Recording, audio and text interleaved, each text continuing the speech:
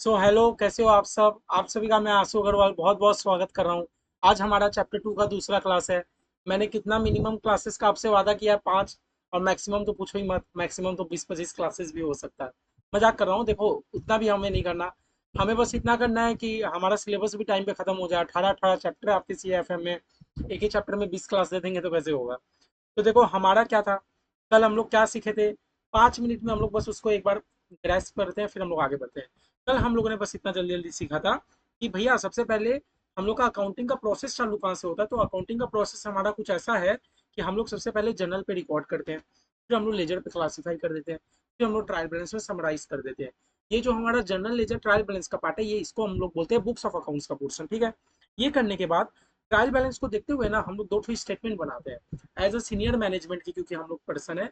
तो हम लोग दो ठो स्टेटमेंट बनाते हैं, एक स्टेटमेंट ऑफ पीएल, एक स्टेटमेंट ऑफ बैलेंस शीट। ये है हमारा अकाउंटिंग का प्रोसेस, जो कि हम लोग चैप्टर 2 में अभी सीख रहे हैं।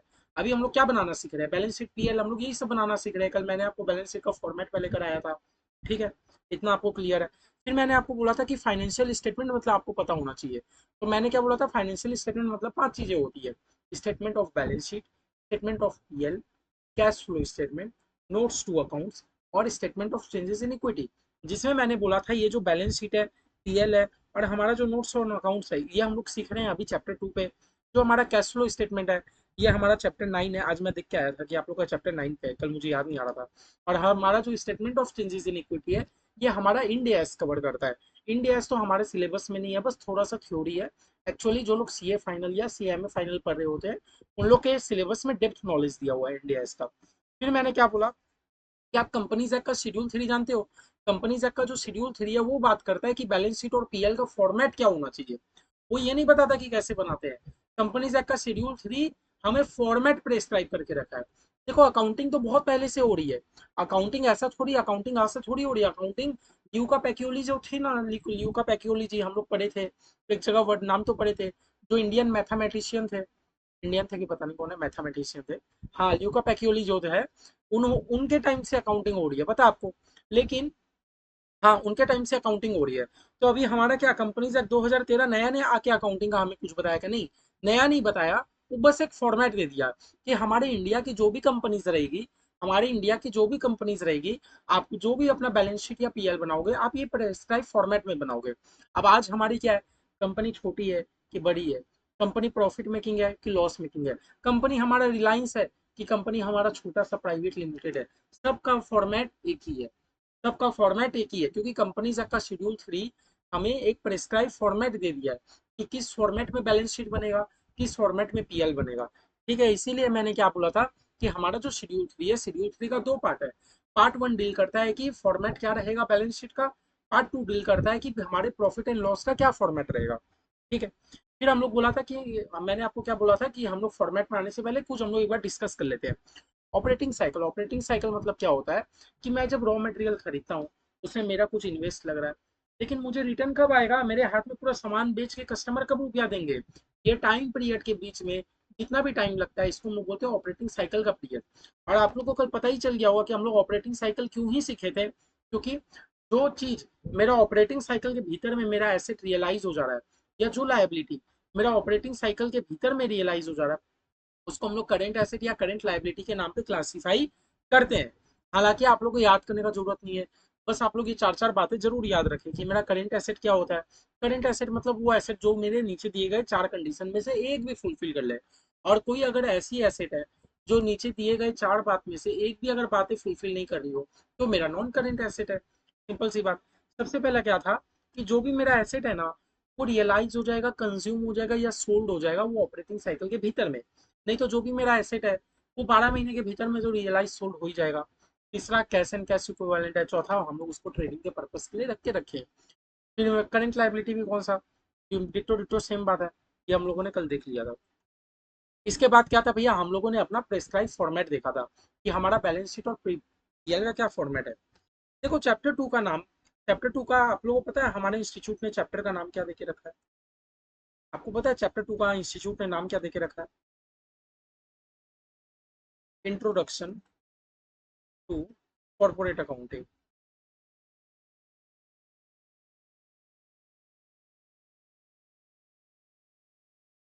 देखो आप लोग पहले एक बात समझो, आप लोगों को तो पहले चैप्टर का नाम पता होना चाहिए। हमारे इंस्टीट्यूट के बुक में चैप्टर 2 का नाम है इंट्रोडक्शन टू कॉर्पोरेट अकाउंटिंग। मतलब इंस्टीट्यूट हमें अकाउंटिंग करना नहीं सिखा रहा है, इंस्टीट्यूट हमें कॉर्पोरेट अकाउंटिंग करना सिखा रहा है। मतलब ऐसा नहीं है कि इंस्टीट्यूट हमें जनरल अकाउंटिंग करना सिखा रहा है। अब देखो आज अकाउंटिंग किसका नहीं होता है, मैंने बोला था ना, एक सोल प्रोप्राइटरशिप का भी अकाउंटिंग होता है। हाँ, जो हमारे छोटे से छोटे दुकान है उनका भी अकाउंटिंग होता है, पार्टनरशिप फर्म का भी अकाउंटिंग होता है, एलएलपी का भी अकाउंटिंग होता है, इंडिविजुअल का भी अकाउंटिंग होता है, सबका होता है। इंस्टीट्यूट बोलता है आपको सबका नहीं सीखना, आप कंपनी के सेक्रेटरी होना तो आपको कॉर्पोरेट अकाउंटिंग आना चाहिए। आप कंपनी के सेक्रेटरी होना, इसीलिए आपको कॉर्पोरेट अकाउंटिंग तो आना चाहिए। इंस्टीट्यूट का हमारे ये कहना है।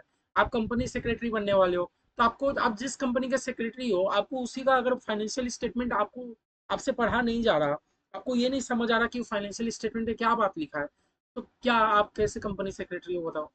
थोड़ा सा वो अजीब लगेगा ना।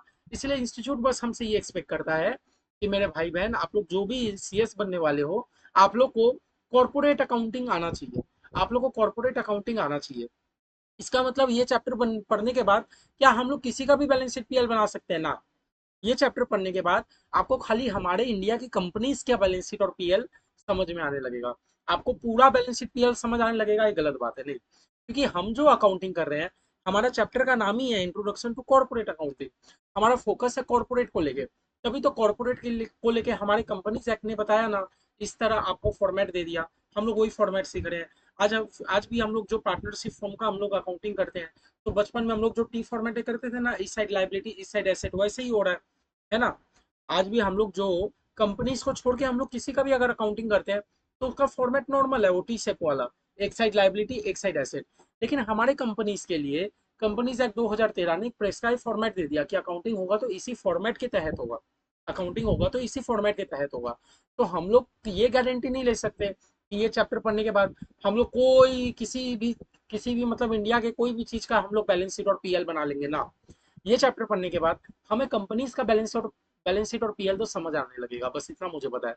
और मैं आपसे वादा करता हूँ, ये 5 क्लास बने रहिए। 5 क्लास के बाद आप कोई भी कंपनी का एक बार बैलेंस शीट और पीएल आप एक बार खोलिएगा, फिर आप बोलिएगा आपको उसमें कुछ समझ आ रहा है कि नहीं। देखिए चैप्टर, अगर आप डायरेक्ट बुक से पढ़ने जाओगे, चैप्टर बहुत लेंथी है। मेरा बात सुनोगे, मैं जो लिखा रहा हूँ एक एक बात कॉपी में लिख लो, एक एक बात कॉपी में लिख लो। रट्टाबाजी कुछ नहीं करना, रट्टाबाजी कुछ नहीं करना, बस समझने का है। आपको समझ आना चाहिए कि हाँ ये चीज ऐसा है, ये चीज वैसा है। हमारे इंस्टीट्यूट ने बहुत सारा बुक में सम्स दे के रखा है, वो तो आप लोग जानते ही हो। लेकिन फिर भी मैं आप लोग को सम्स बहुत प्रैक्टिस कराऊंगा जितना हो सके, क्योंकि तो देखो खाली फॉर्मेट आप लोग को सिखा दूं तो मजा नहीं आएगा, आप लोग को फील नहीं आएगा कि सीखे क्यों। फॉर्मेट के साथ साथ अगर आप लोग सम्स करोगे, एक दो बैलेंस शीट मैच करोगे, तो आप लोग को मजा भी आएगा, साथ ही साथ आपको कुछ नॉलेज भी गेन होगा। साथ ही साथ क्या पता इंस्टीट्यूट आपसे एग्जाम में टेस्ट कर दे। इंस्टीट्यूट क्या पूछेगा वो तो ना मैं जानता हूँ, ना आप जानते हो, ना कोई जानता है ना?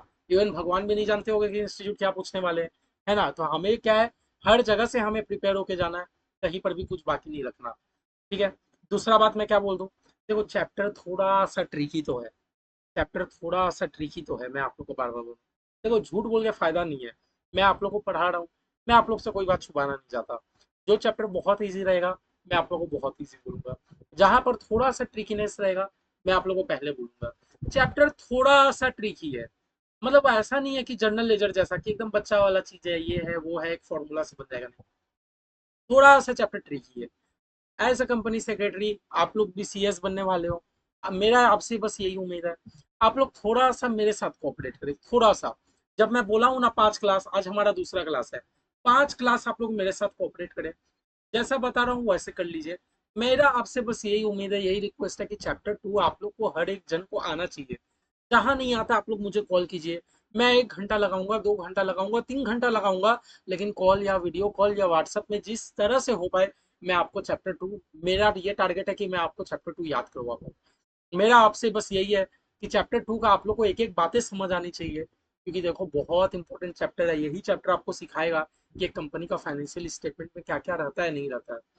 ठीक है। तो प्लीज मेरा आपसे यही गुजारिश है, एक एक चीज आप लोग अच्छा से कीजिए।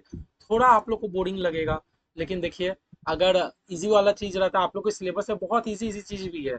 हम आज हम चैप्टर 1 के बाद आप लोग को मैं आप लोग को 2 इसीलिए पढ़ा रहा हूँ क्योंकि मुझे लगता है कि नहीं पहले ये पढ़ाना चाहिए।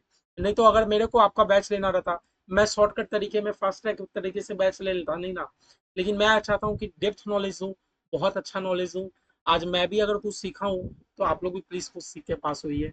ठीक है, बढ़िया बढ़िया दुआ दीजिए, बढ़िया से सीखिए। बस मेरा आपसे यही उम्मीद है। जहाँ नहीं समझ आए बढ़िया से आप लोग कॉल कीजिए, मेरे को 1% दिक्कत नहीं है। मैं आप लोग को अपना नंबर दे ही चुका हूँ।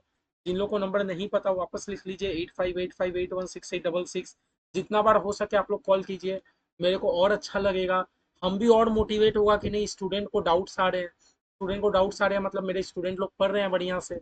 आप लोग पढ़ोगे, खुशी मेरे को होगी, आपके पेरेंट्स को तो होगी होगी, वो तो डिम्ड है ना, मतलब मेरे हम सबसे पहले आपके पेरेंट्स को ही होगी। प्लीज़ आप लोग बढ़िया से पढ़िए, चैप्टर बहुत इंपॉर्टेंट है आप लोग के लिए।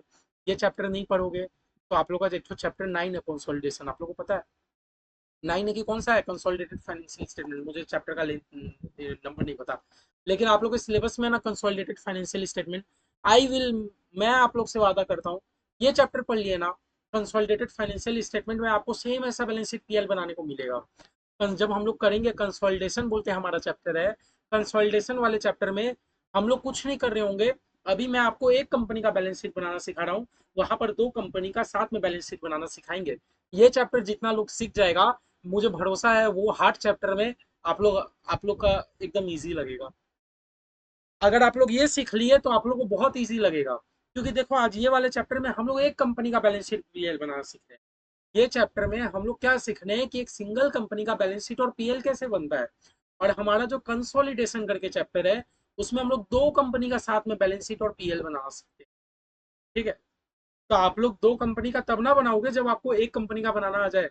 इसीलिए मैं आपको बोल रहा हूँ कि ये चैप्टर बढ़िया से कीजिए, जितना हो सके। थोड़ा सा कंफर्ट जोन को छोड़ दीजिए, और आप लोग को जहां डाउट हो मैं तो बोल रहा हूँ कि मैं साथ में हूँ। ऐसा तो नहीं है कि मैं आप लोग को एकदम खुला छोड़ दिया कि नहीं समझ आए तो ठीक, नहीं नहीं आए तो ठीक। आप लोग की खुशी मेरी खुशी, आप लोग को नहीं समझ आए मतलब मेरी दुखी, बस मैं बस इतना ही कहना चाह रहा हूँ।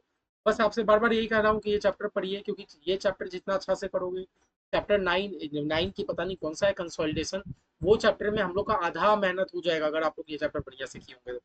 ठीक है, चलिए अब बात वैसी ना करके एक टॉपिक में मैं ढूंढ जाता हूँ, तो बोलता ही रहता हूँ, ये तो आदत है मेरी।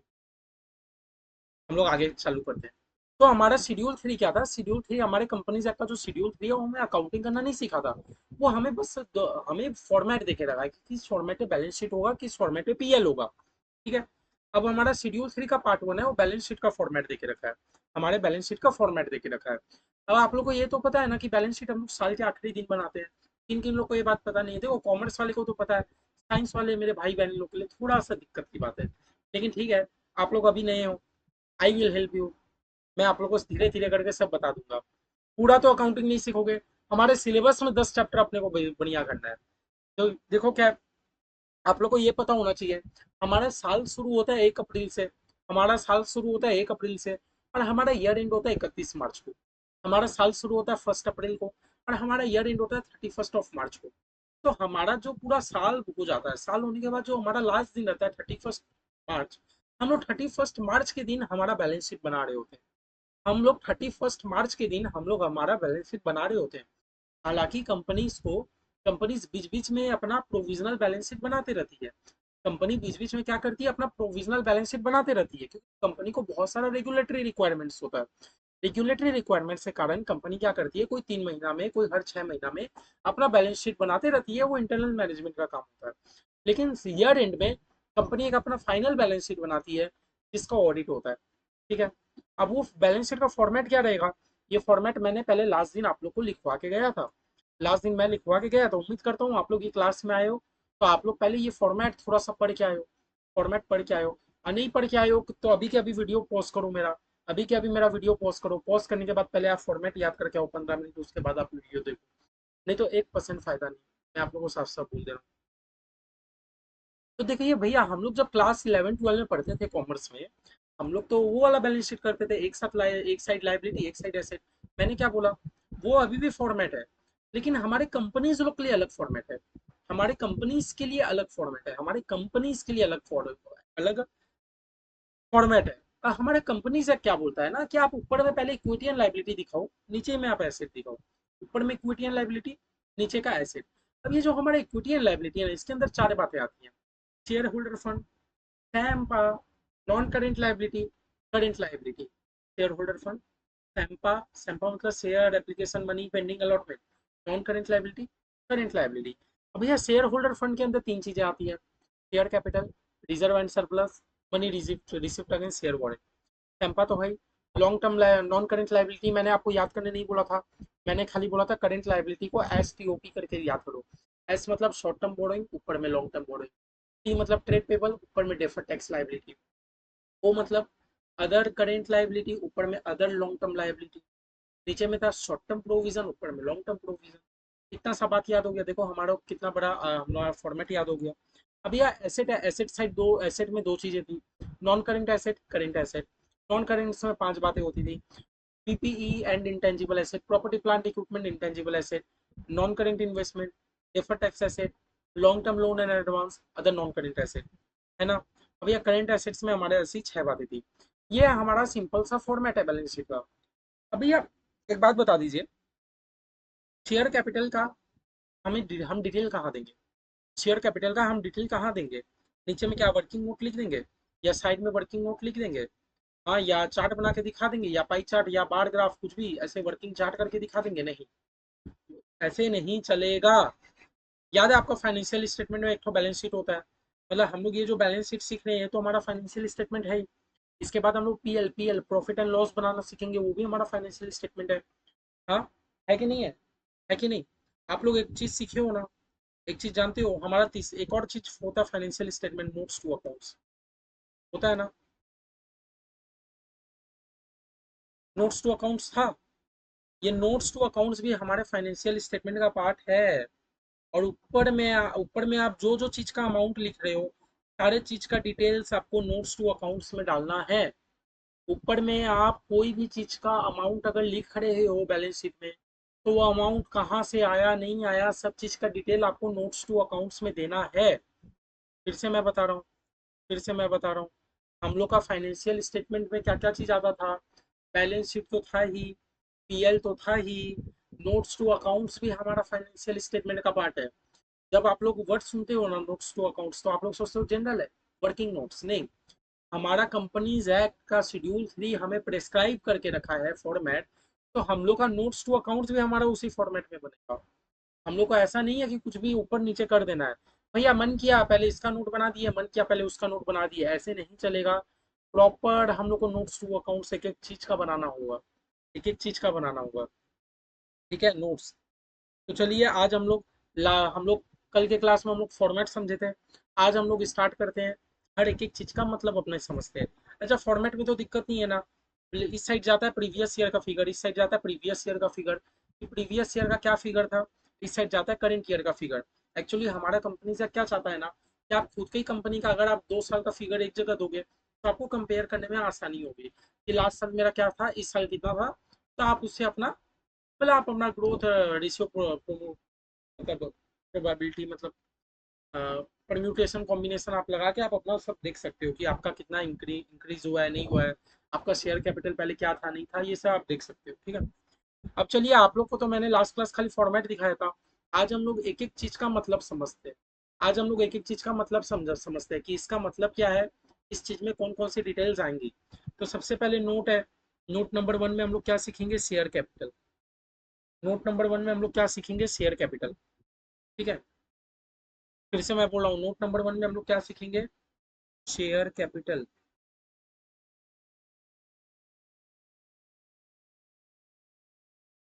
भैया वो जो नोट नंबर 1 लिखा है शेयर कैपिटल, वो शेयर कैपिटल के अंदर क्या क्या चीज आएगा, ये बता दीजिए। तो वही तो मैं बता रहा हूँ, जो मैंने ऊपर में लिखा था, मेरा पहले आप लोग मतलब समझो कि मैं आप लोगों को क्या चीज करा रहा हूँ। होगा मैं नहीं तो आप लोग तीर मारोगे। मैंने आप लोगों को ऊपर में लिखा है ना, इतना बड़ा फॉर्मेट दिया। अब भैया ये फॉर्मेट तो आप लोग खाली रट्टा मार मार के आप लोग तो नहीं कर पाओगे अकाउंटिंग, आप लोगों को पहले हर एक चीज का मतलब जानना पड़ेगा। आज का क्लास मैं इसीलिए आप लोग के लिए रखा हूँ, आज का क्लास का रिकॉर्डिंग का मेरा पर्पस भी यही है कि आप लोग को मैं पूरा बैलेंस शीट में एक एक आइटम का मैं मतलब लिखा लूँ।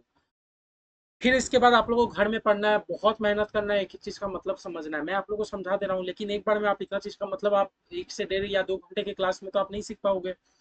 मेरा मतलब पर्पस है कि मैं आप लोग को बता दूं, आप लोगों का घर में कम से कम 3 से 4 घंटा आप लोग को पूरा फॉर्मेट आप लोग को अपने प्लस सूप बना के पूरा घोल लेना है, अपने मतलब दिल में उतार लेना है पूरे फॉर्मेट में। एक बार खाली इसको दिल में उतार लो, फिर अकाउंट्स में देखना क्या शानदार नंबर आएगा। ठीक है, चलिए 20 मिनट हो गया बात करते करते।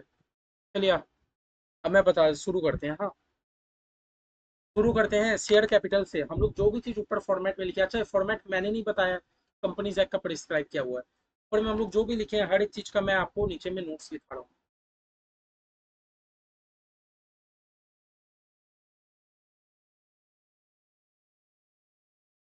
एक बार आप लोग सब कर लो, जब हमारा सब चीज करना हो जाएगा मैं आप लोगों को बस खाली बुक में टिक मारता चलूंगा कि हमारा सब टॉपिक हो गया कि नहीं हो गया। अब भैया देखिए, हमारा सबसे पहले कहाँ शुरू हो रहा है, share capital. Share holder fund तो हमारा ग्रुप का नाम है, लेकिन हमारा शुरू कहाँ से हो रहा है भैया, शेयर कैपिटल से। हमारा शुरू कहाँ से हो रहा है, शेयर कैपिटल से। तो अब शेयर कैपिटल के पास में हम लोग नोट नंबर 1 लिख दिए। अब 1 में हम लोग डिटेल लिखेंगे कि शेयर कैपिटल में क्या क्या आता है। हाँ, तो आप लोग देखिए, 1 मिनट नोट करते चलिए। भैया जब हम लोग बात करते हैं शेयर कैपिटल का, तो हम लोग क्या देते हैं पता है, हम लोग complete details of equity share capital,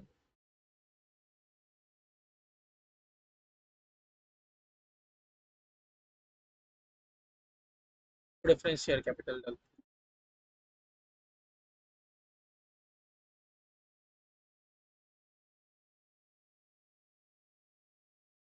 देखो बहुत सारे जन को इक्विटी शेयर कैपिटल और प्रेफरेंस शेयर कैपिटल का मतलब नहीं पता होगा।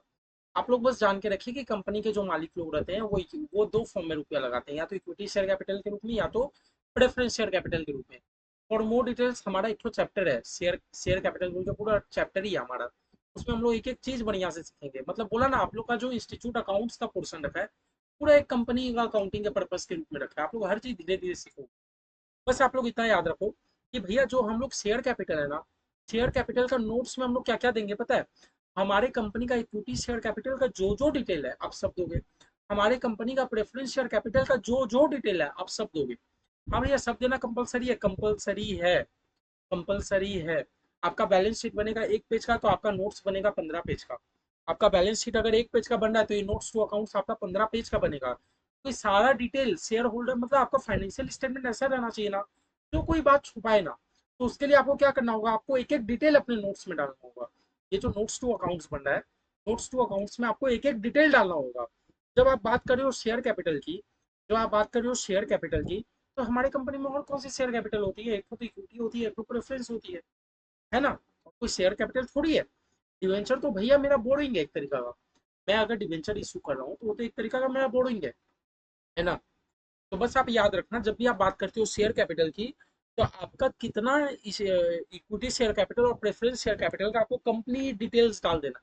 आपको कंप्लीट डिटेल्स डाल देना है, साथ में और क्या देना।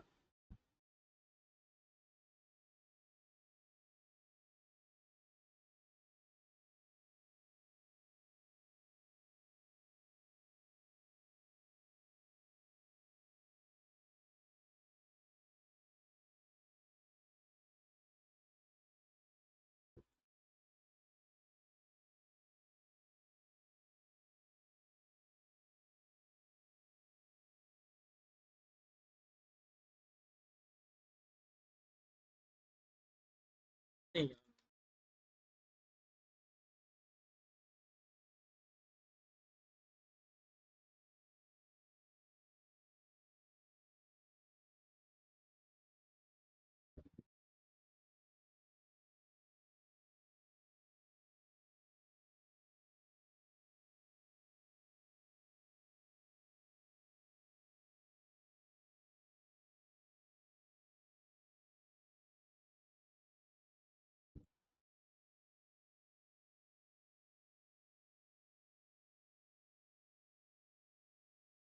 फिर देखो, सबसे पहले मैं क्या बोला, जब हम लोग शेयर कैपिटल की बात करते हैं तो शेयर कैपिटल में आपके कंपनी में कितना इक्विटी शेयर है, कितना प्रेफरेंस है, आप सबका डिटेल तो आप नोट्स तो अकाउंट्स में डालोगे। साथ साथ ऑथोराइज शेयर कैपिटल का आपको नंबर बताना है कि आपका कंपनी में कितना ऑथोराइज किया गया है शेयर कैपिटल का।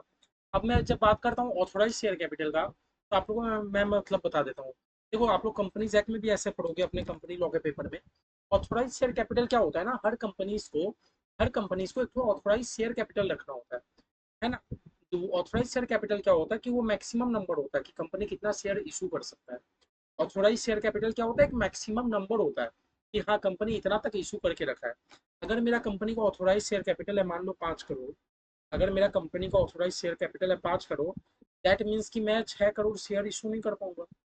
दैट मीन्स मैं 6 करोड़ शेयर इशू नहीं कर पाऊंगा, बिकॉज मेरे कंपनी का ऑथोराइज ही 5 करोड़ है। अगर मुझे इशू करना है तो मैं 5 करोड़ कर सकता हूँ, उससे कम कर सकता हूँ, मेरा उससे ज़्यादा नहीं हो सकता। समझ आया? तो सारी कंपनी को क्या करना होता है, पहले अपना शेयर ऑथोराइज शेयर कैपिटल में फिक्स करना होता है। जब कंपनी इंकॉर्पोरेट होती है ना, तो कंपनी को अपना ऑथोराइज शेयर कैपिटल फिक्स करना होता है। बाद में अगर कंपनी चाहे तो अपना ऑथोराइज शेयर कैपिटल को बढ़ा घटा सकती है, कोई दिक्कत की बात नहीं है। बस याद रखना आपकी कंपनी का कितना ऑथोराइज शेयर कैपिटल है, आपको उसका नंबर बताना है। साथ साथ आपने कितना शेयर कैपिटल इशू किया। जरूरी थोड़ी है आपका 5 करोड़ है तो अपने 5 करोड़ का 5 करोड़ ही आपने इशू कर दिया, नहीं। आपने कितना शेयर कैपिटल इशू किया, पब्लिक ने कितना सब्सक्राइब किया, आपका टोटल पेड अप कैपिटल कितना है, आपका टोटल पेड अप कैपिटल कितना है, मतलब कितना ऐसा कितना शेयर का पब्लिक ने रुपया दे दिया। समझ आया? जब मैं बात करता हूँ शेयर कैपिटल की, तो आपको इक्विटी शेयर कैपिटल और प्रेफरेंस शेयर कैपिटल की टोटल डिटेल्स तो आपको देनी ही है। साथ में आपके कंपनी का ऑथोराइज शेयर कैपिटल क्या है, साथ में आपके कंपनी का ऑथोराइज शेयर कैपिटल क्या है, आपको उसका भी डिटेल देना है। ऑथोराइज शेयर कैपिटल मतलब एक मैक्सिमम नंबर रहता है कि कंपनी कितना शेयर इशू कर सकता है। साथ ही साथ आपने कितना शेयर इशू किया, पब्लिक ने कितना सब्सक्राइब किया, और पब्लिक ने टोटल पे कितना कर दिया, पेड अप, आपको टोटल चीज आपको क्या करना है, डिस्क्लोज करना है। एक्चुअली देखो, नोट्स टू अकाउंट्स मेरा ये पर्पस है ना, नोट्स टू अकाउंट्स का पर्पस मेरा क्या है, डिस्क्लोजर देना। आप हर एक चीज डिस्क्लोजर दे दो, क्योंकि आपका फाइनेंशियल स्टेटमेंट तो यूजर्स लोग रीड करेंगे ना। आपका फाइनेंशियल स्टेटमेंट यूजर्स लोग तो रीड करेंगे। तो ऐसा कोई बात मत छुपा, आपको जितना हो सके आप नोट्स टू अकाउंट्स में सारा बातों का क्या दे दो, डिस्क्लोजर दे दो। ये हम लोग क्या कर रहे हैं, एक तरीके से डिस्क्लोजर दे रहे हैं, सारा हम लोग डिटेल्स दे रहे हैं। ठीक है। आपको फेस वैल्यू ऑफ शेयर, आपके शेयर का फेस वैल्यू क्या है आपको ये बताना होगा। आपके शेयर का फेस वैल्यू क्या है आपको वो बताना होगा। ठीक है।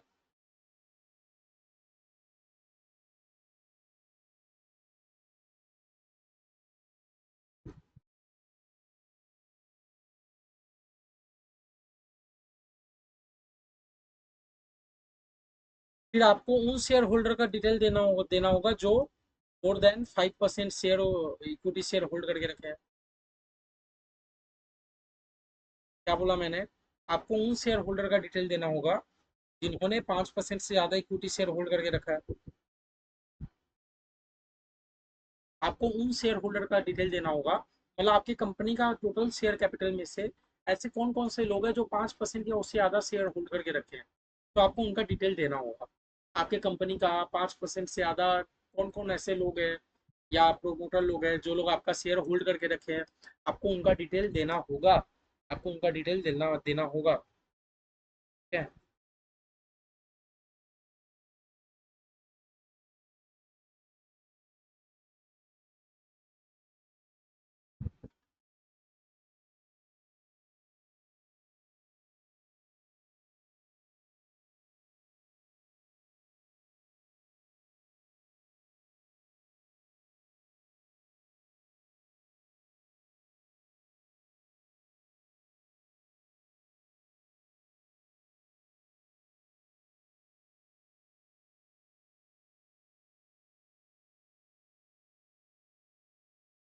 भाई,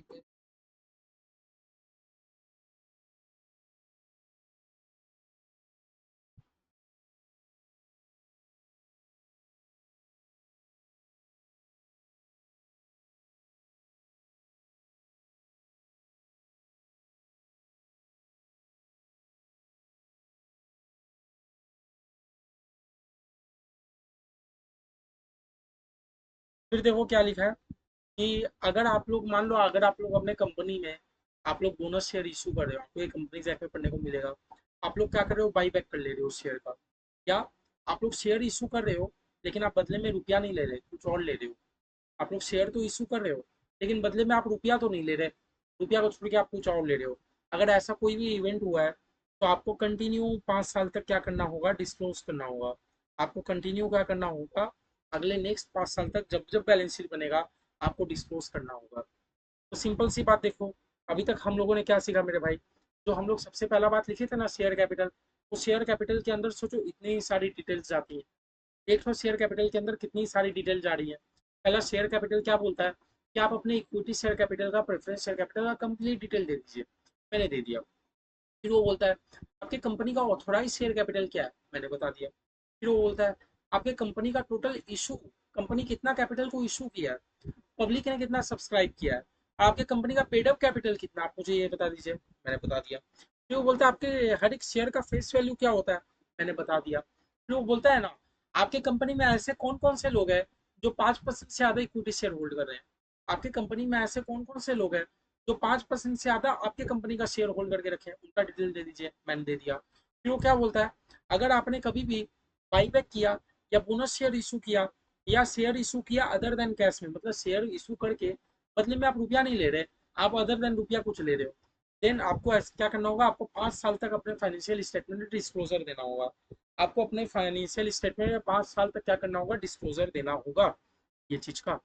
समझे? तो देखो पहला नंबर जो है हमारा शेयर कैपिटल, एक शेयर कैपिटल के लिए इतना सारा आपका डिस्क्लोजर जाता है। समझ गए कि वापस से बता दूं एक बार, समझ गए कि वापस से बता दूं, देखो बहुत इजी चीज है। बस आप लोगों को क्या है, आप लोग घर में 4 बार 5 बार रिवीजन करोगे ना ये वाला चीज का, तो आप लोगों को धीरे धीरे दिमाग में ग्रेस्प हो जाएगी। आप लोग को नोट्स उतार रहे हो, मैं तो यही बोलूंगा अपने हाथ से नोट्स उतारो, उतारते उतारते आपको बढ़िया याद हो जाएगा। फिर से मैं बोलता हूँ, जब हम लोग बात करते हैं शेयर कैपिटल की तो मेरा कौन कौन सा इन्फॉर्मेशन जाता है। भैया सबसे पहले आप अपना इक्विटी और प्रेफरेंस का पूरा डिटेल दे दीजिए, मैं बोला दे दिया। आपकी कंपनी का ऑथोराइज कितना है, बता दिया। कंपनी ने कितना शेयर कैपिटल इशू करके रखा है, बता दिया। पब्लिक ने कितना सब्सक्राइब किया, बता दिया। अच्छा पब्लिक ने मतलब टोटल पेड अप कैपिटल कितना है, मैंने बता दिया। फिर आपकी कंपनी का फेस वैल्यू क्या है शेयर का, मैंने बता दिया। क्यों बोलता है, क्यों बोलता है आपकी कंपनी में ऐसे कौन कौन से लोग हैं जो आपकी कंपनी का 5% से ज्यादा शेयर होल्ड करके रखे हैं, मैंने उनका भी डिटेल दे दिया। फिर वो मुझे बोलते हैं कि आपका कंपनी अगर कभी भी बाईबैक कर रहा है या बोनस इशू कर रहा है, बोनस शेयर इशू कर रहा है या शेयर इशू कर रहा है अदर देन कैश में, या शेयर इशू करके रुपया नहीं ले रहा, रुपया छोड़ के कुछ और ले रहा है, देन ऐसे इवेंट से 5 साल तक, ऐसे इवेंट से 5 साल तक मेरे को अपने बैलेंस शीट में क्या करना होगा, डिस्क्लोजर देना होगा। मुझे, मेरे को 5 साल तक क्या करना होगा, डिस्क्लोजर देना होगा। 1 मिनट।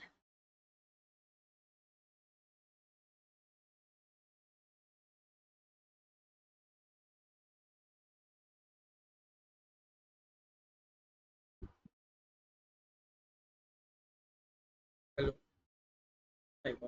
हाँ,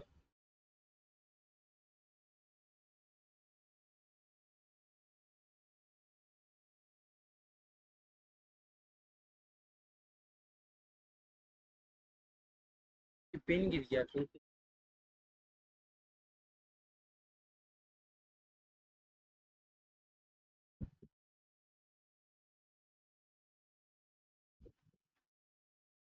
सो सेकंड नंबर हमारा क्या है, सेकंड नंबर है हम लोग का रिजर्व एंड सरप्लस।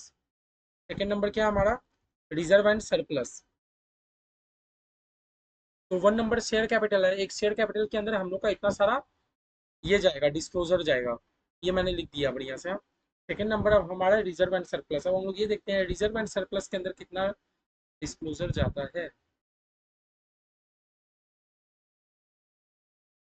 सिर्फ आप लोग को जब हम लोग बात करते हैं ना नोट्स टू अकाउंट्स की, देखो नोट्स ऑन अकाउंट्स को हम लोग इतना बढ़िया से क्यों कर रहे हैं, क्योंकि मैंने बता दिया बिकॉज सिर्फ बैलेंस शीट और पीएल ही हमारा फाइनेंशियल स्टेटमेंट का पार्ट नहीं है, इवन नोट्स टू अकाउंट्स भी हमारा फाइनेंशियल स्टेटमेंट का पोर्शन है। समझ गए? अब जब हम लोग बात करते हैं रिजर्व एंड सरप्लस की, तो भैया रिजर्व एंड सरप्लस में मेरा कितने टाइप की रिजर्व होते हैं, एक होता है कैपिटल रिजर्व, तो हम लोग सीखेंगे धीरे धीरे।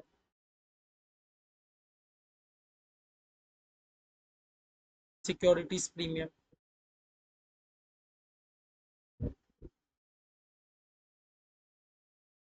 General reserve,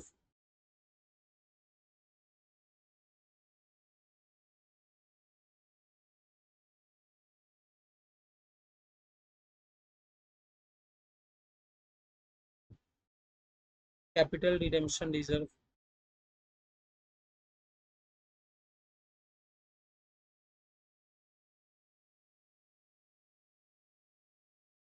debenture redemption reserve,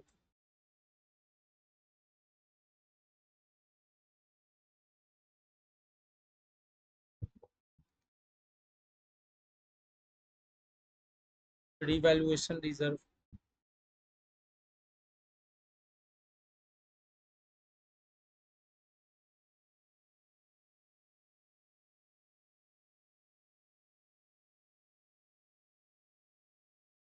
employ stock outstanding,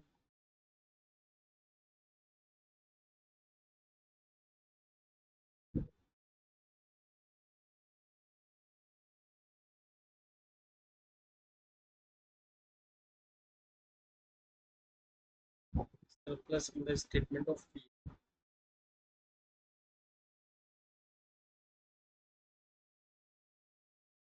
तो देखो जब हम बात करते हैं रिजर्व की, एक्चुअली हमारे कंपनी में क्या होता है ना, बहुत टाइप का रिजर्व मेंटेन करके रखता है। अब मैं हर एक एक टाइप का रिजर्व मैं आप लोग को अभी मैं थ्योरेटिकली और आप लोग को मैं याद करवाना नहीं चाह रहा। आप लोग को सिलेबस के हिसाब से मुझे इसी चैप्टर में याद कराना चाहिए।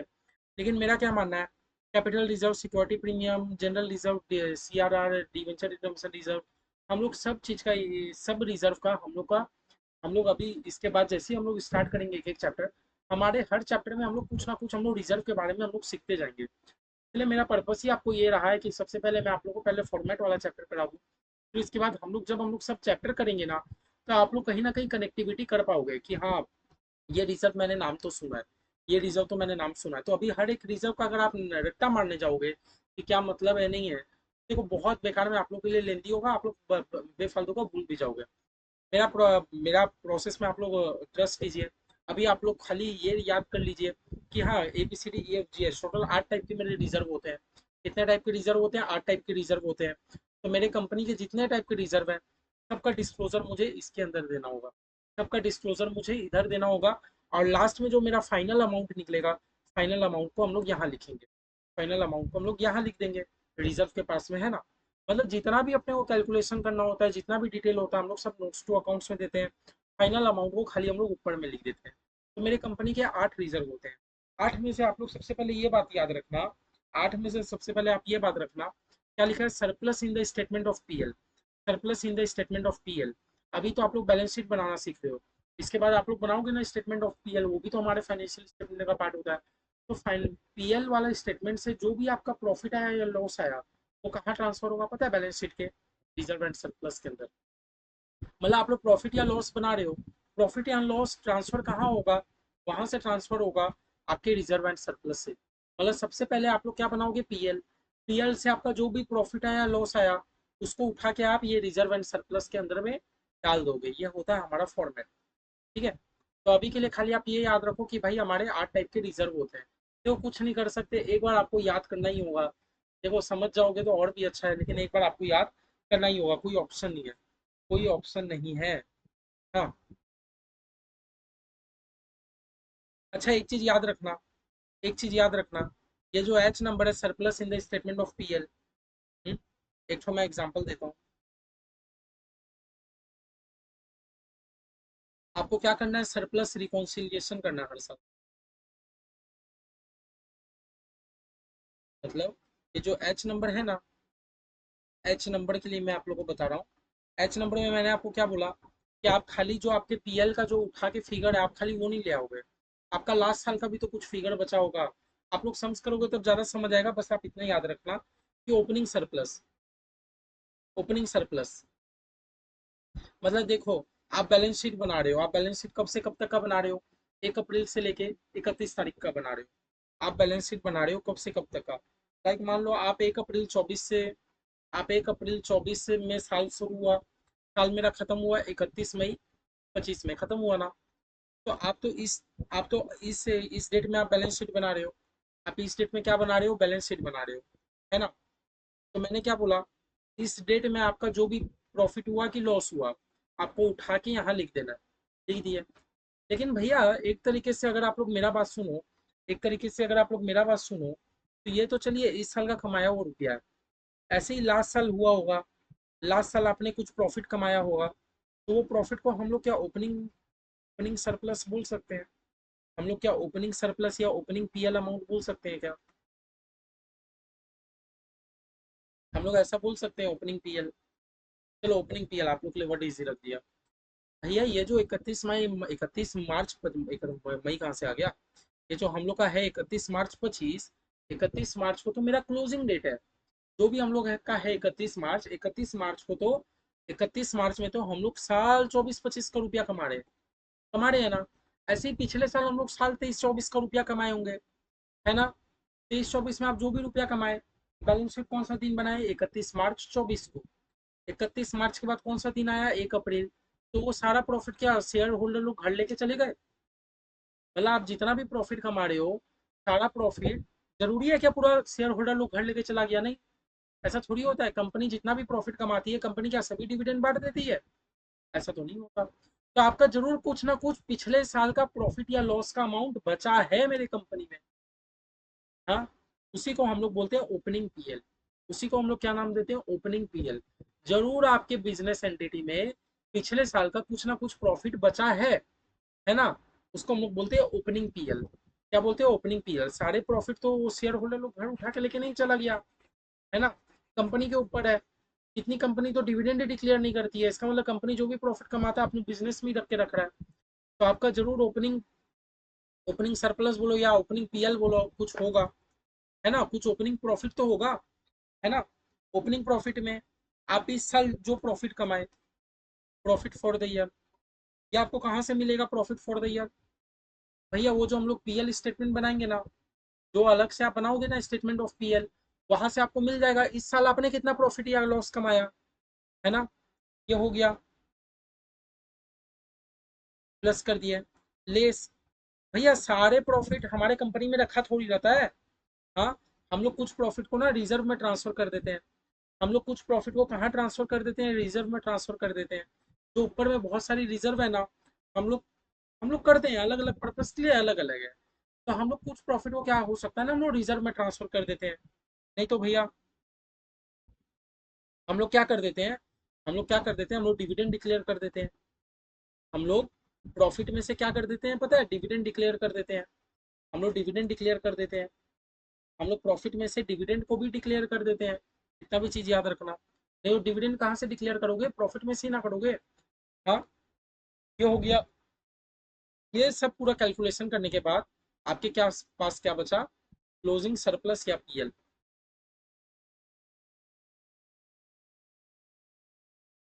आप लोगों के पास बचा। तो आप लोगों को समझ आया? आप लोग को अपने नोट्स नंबर 2 जो आप बनाओगे रिजर्व एंड सरप्लस, देखो एक्चुअली जब भी आप क्वेश्चन बनाने बैठोगे, आपको क्वेश्चन में इतना सारा रिजर्व तो देगा नहीं, एक दो तो देगा ज्यादा से ज्यादा। बस आप अपने नॉलेज के लिए रखो कि नहीं इतना टाइप का रिजर्व होता है। इतना टाइप का रिजर्व को हम लोग कौन से नंबर पे दिखाते हैं? हम लोग रिजर्व एंड सरप्लस के अंदर दिखाते हैं। ठीक है। अब उसमें से मेन था मेरा कि जो भैया हमारा प्रॉफिट या लॉस का स्टेटमेंट जो बनाएंगे, एक और हम लोग बनाएंगे ना स्टेटमेंट ऑफ पीएल। वो स्टेटमेंट ऑफ पीएल में मेरा जो भी प्रॉफिट हुआ है या लॉस हुआ है, वो मेरा रिजर्व एंड सरप्लस में आ जाएगा। लेकिन किस तरह आएगा? इस तरह चार्ट बना के अपने को दिखाना होगा। ओपनिंग मेरा प्रॉफिट कुछ ना कुछ होगा, उसमें मैंने इस साल का प्रॉफिट को ऐड किया। लेकिन भैया सारा रुपया हम लोग रख थोड़ी रहते हैं, हम लोग कुछ रुपया को ना रिजर्व में डाल देते हैं, तो डाल दो भैया। फिर प्रॉफिट से ना हम लोग डिविडेंड डिक्लेयर कर दिए, माइनस करो। माइनस प्लस करने के बाद आप लोगों के पास जो बैलेंस बचा वो होता है हमारा क्लोजिंग सरप्लस या पीएल। ठीक है। बस आप एक नोट, आप एक बात याद रखना।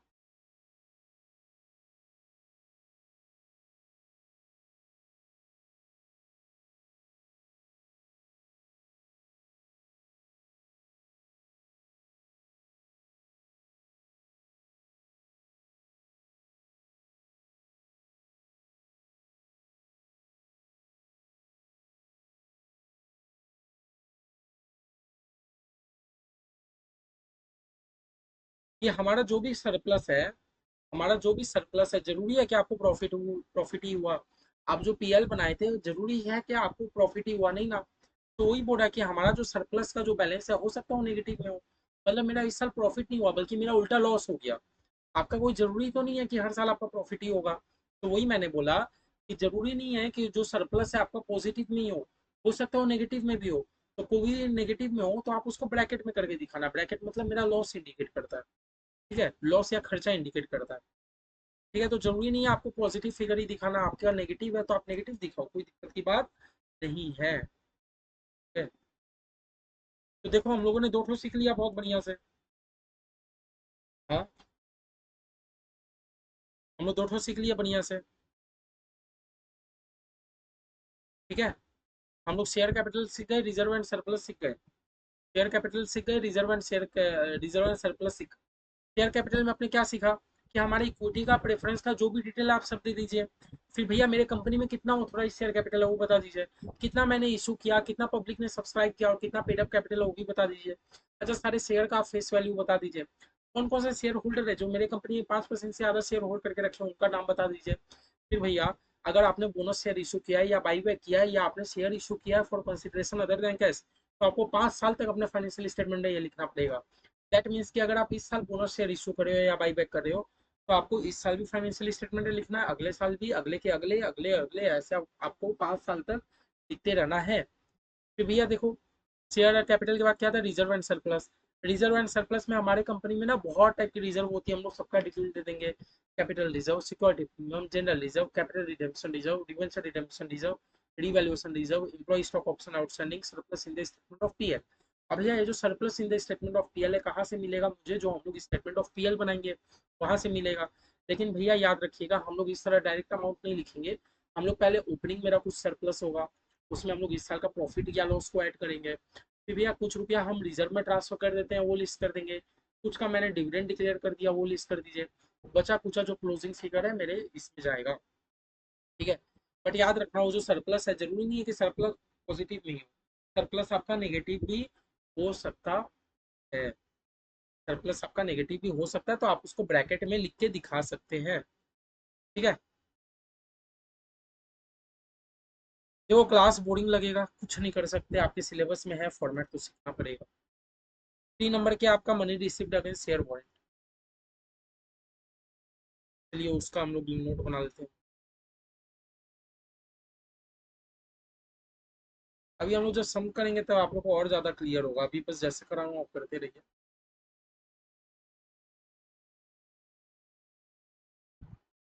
Money received against share warrant.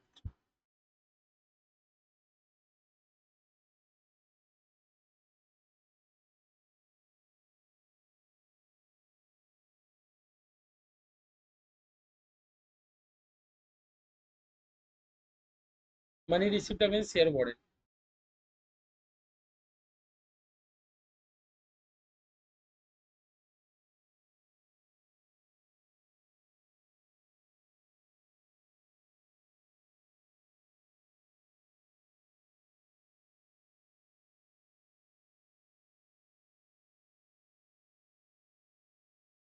In this case company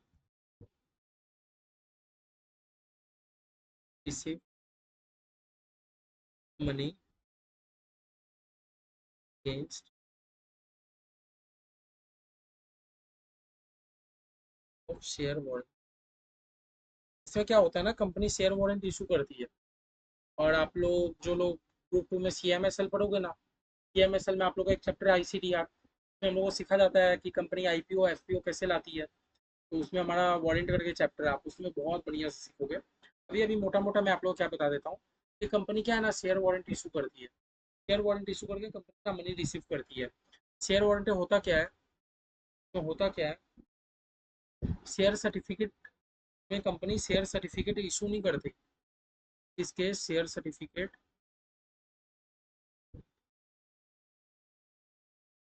not issue, company share certificate issue नहीं। एक्चुअली होता क्या है, share warrant is an instrument.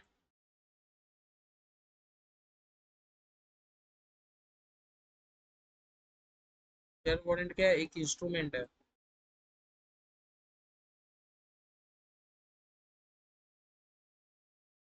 Against which the holder, जो वारंट को होल्ड करेगा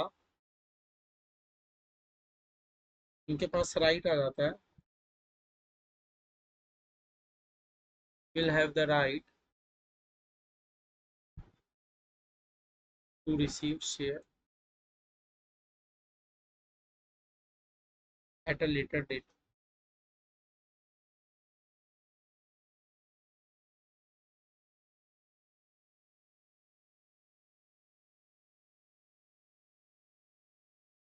also they are entitled for dividend, उनको dividend भी मिलेगा।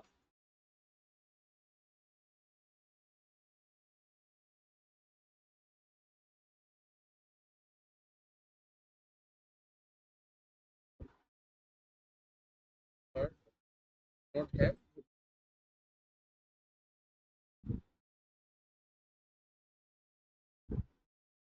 तो देखो आप लोग समझ गए, शेयर वारंट एक्चुअली क्या होता है ना, कि शेयर वारंट एक इंस्ट्रूमेंट है विच the holder have the right, जिसमें क्या होता है हमारे होल्डर जो लोग शेयर वारंट होल्ड करते हैं उनके पास राइट है कि भाई फ्यूचर डेट में आप लोग को शेयर मिलेगा। जो लोग मेरे शेयर वारंट को होल्ड करके रखते हैं उनके पास एक राइट होता है कि भाई आपके फ्यूचर डेट में आप लोग को शेयर मिलेगा, अभी नहीं मिलेगा, फ्यूचर डेट में मिलेगा। ठीक है। Also they are entitled to dividend, और उनको डिविडेंड मिलेगा बट उनको वोटिंग राइट नहीं है। इसमें क्या होता है ना, कंपनी वारंट इशू करके कंपनी रुपया रिसीव करती है लेकिन कंपनी शेयर सर्टिफिकेट इशू नहीं करती। क्यों? अभी तक मैंने शेयर इशू थोड़ी किया। शेयर सर्टिफिकेट को जो जब शेयर इशू करेंगे तब ना करेंगे। तो देखो ये जो तीन है, तीन में से मैं आप लोगों को बोलूँ, आप लोग को शेयर कैपिटल के अंदर क्या क्या डिस्क्लोजर जाएगा मोस्ट इंपॉर्टेंट है। रिजर्व एंड सरप्लस के जाएगा अंदर जाएगा मोस्ट इंपॉर्टेंट है। 90% केस में, 90 क्या 92-95% केस में nine money received against share warrant कहीं काम नहीं आता। ये जो हमारा तीसरा नंबर है money received against share warrant कहीं काम नहीं आता। हालांकि मतलब जान के आप रखो, लेकिन कोई पैनिक नहीं करना। जब आप लोग अपना इतना बड़ा चीज को आप लोग को करना अगर अच्छे से थोड़ा सा काटन कुटी करके तो करें। तो आप लोग याद रखना शेयर का कैपिटल के अंदर जितना डिस्क्लोजर है बहुत बढ़िया से करना है। रिजर्व एंड सरप्लस के अंदर करना है। Money received against share warrant बस मैंने आपको मतलब समझा दिया। क्यों? क्योंकि इसका और एग्जाम में आता ही नहीं है, आता ही नहीं है क्या 95% कंपनी ये सब काम करती ही नहीं है। 95% कंपनी ये सब तो काम करती ही नहीं है। खाली जो बहुत बड़ी बड़ी लिस्टेड कंपनी है उन लोग करती है। बाद बाकी सब 95% 90% कंपनी काम नहीं करती, तो उनके ये वाला पॉइंट उनके में वैलिड नहीं हो। तो इस तरह देखो शेयर होल्डर फंड के अंदर तीन बातें थी। शेयर होल्डर फंड के अंदर जो तीन चीज था, share capital, reserve and surplus, money received against share warrant, लोगों ने कर लिया ना। है। और भैया ये जो है हमारा share application money pending allotment SAMPA, इसका मैं कल अलग से कोई नोट्स नहीं बना रहा क्योंकि इसका आप नाम ही पढ़ के समझ पा रहे हो कि शेयर एप्लीकेशन मनी आप लोगों ने एप्लीकेशन मनी रिसीव कर लिया बट अलॉटमेंट पेंडिंग है। बट अलॉटमेंट पेंडिंग है। हाँ। तो ऐसा अगर कोई भी आप अमाउंट रिसीव किए हो, इसका चलो लिख ही देता हूँ, ये भी काम नहीं आता है ऐसे। नोट नंबर 4 क्या होगा? सैंपा।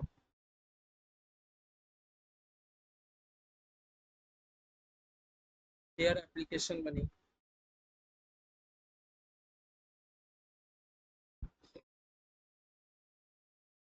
Pending allotment.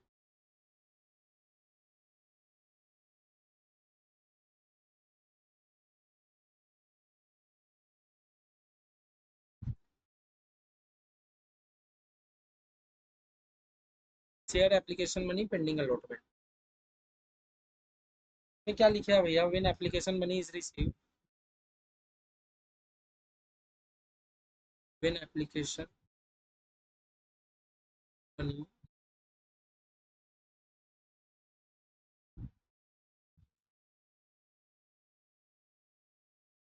But allotment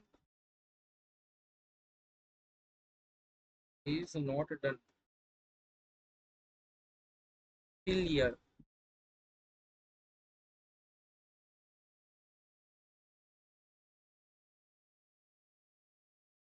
then the amount received is known as sample। देखो actually share application money pending allotment का मतलब क्या होता है, आप लोग जब अपने इक्विटी शेयर वाले अभी हम लोग चैप्टर में आएंगे इसके बाद वाला चैप्टर में, तो आप लोग समझोगे कंपनी जब भी शेयर इशू करती है ना, चार प्रोसेस रहता है। पहले कंपनी एप्लीकेशन में कुछ रुपया लेती है, फिर अलॉटमेंट करवाती है, फिर फर्स्ट कॉल कराता है, फिर फाइनल कॉल कराता है। तो इसमें क्या होता है ना कि कंपनी एप्लीकेशन मनी तो ले लिया, कंपनी एप्लीकेशन मनी ले लिया, साल भी खत्म हो गया लेकिन कंपनी अभी तक अलॉटमेंट नहीं लिया। Company application money is receive, company क्या क्या एप्लीकेशन मनी रिसीव कर लिया, but allotment is not done till year, अभी तक अलॉटमेंट हुआ ही नहीं है और साल तो मेरा खत्म हो गया। देन जो भी आपको रुपया मिला है एप्लीकेशन मनी के नाम पे, आप उसको सैंपा के अंदर डालो। देन आपको जो भी रुपया मिला है एप्लीकेशन मनी के नाम पे, तो उसको सैंपा के नाम पे डालेंगे। ये money received against share warrant और सैंपा बहुत कम आपको सम्स में देखने को मिलेगा, बहुत कम आपको सम्स में देखने को मिलेगा, लेकिन शेयर कैपिटल रिजर्व तो आपको हर जगह देखने को मिलेगा। क्योंकि देखो अब हमारा पढ़ाने का काम है और आप लोग का भी एक बार पढ़ने का काम है, जितना हो सके मैं आप लोग को टोटली फॉर्मेट बता देता हूँ, ठीक है। फिर भैया चलिए 5 नंबर लॉन्ग टर्म बोरिंग में आते हैं। लॉन्ग टर्म बोरिंग 5 नंबर है। लॉन्ग टर्म बोरिंग आप लोग नाम से ही समझ पा रहे हो कि कंपनी का कौन कौन सा लंबा कर्जा है। Long term borrowing, long term borrowing में क्या क्या आएगा।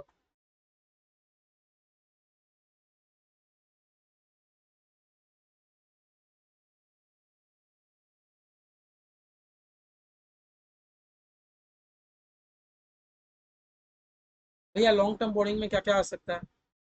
डिवेंचर आ सकता है, कंपनी डिवेंचर इशू कर रही है ना, एक एक का मतलब बता देता हूँ। बॉन्ड्स आ सकता है,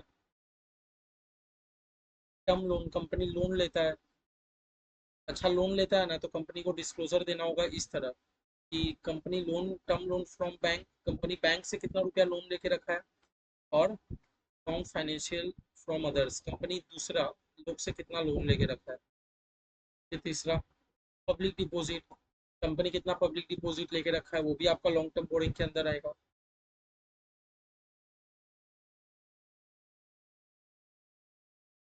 लोन फ्रॉम होल्डिंग सब्सिडियरी या एसोसिएट कंपनी, इधर ही आएगा।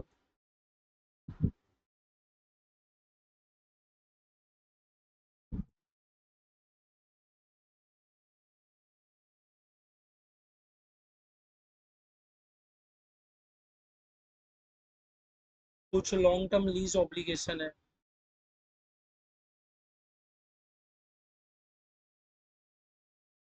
भी इधर ही आएगा।